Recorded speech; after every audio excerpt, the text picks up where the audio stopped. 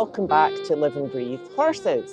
It is a wild, wild stormy day out there. So Trump and I and little Bing are hiding in the stables out the storm. It was so windy last night, I was a bit scared my tiny house was going to get blown over. Anyway, today I want to talk about stories. I am a lover of stories. There is such strength in a story. I mean, stories have been told forever, haven't they? Since people sat around campfires. Lots of cultures have a verbal tradition to pass on information, learnings, and how much healing has been done sitting around in a circle and telling stories. And of course, to be heard, to be listened to. One of my groups I'm in, it's one of our favourite events we do is to tell stories. Whenever we have a new member, we ask them to tell their story.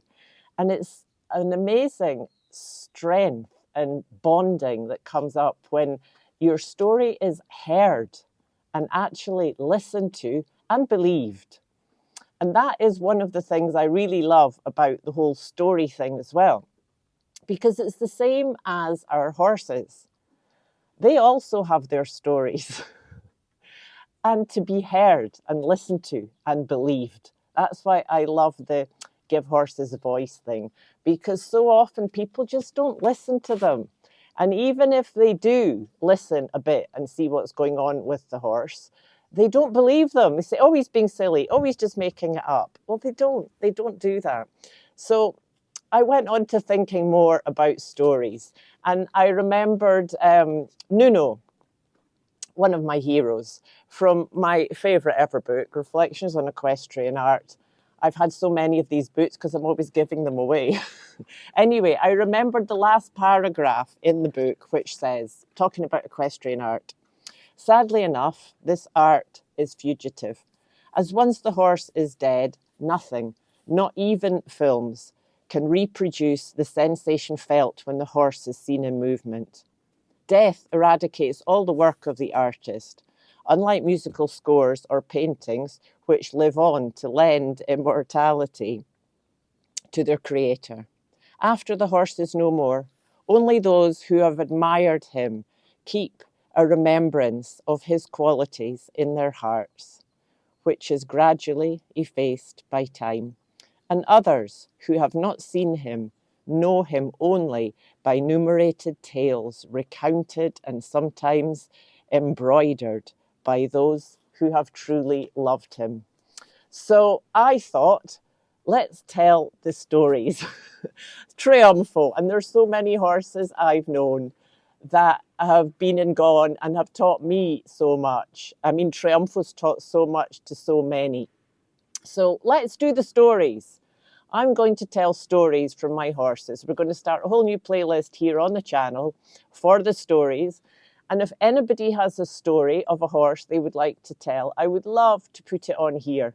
So you can film yourself telling the story and show photos of the horse, or you can write the story and I'll tell it for you. Photos or video to go with it would be great. And of course, if the horse is still alive, then you can have the actual horse in the video.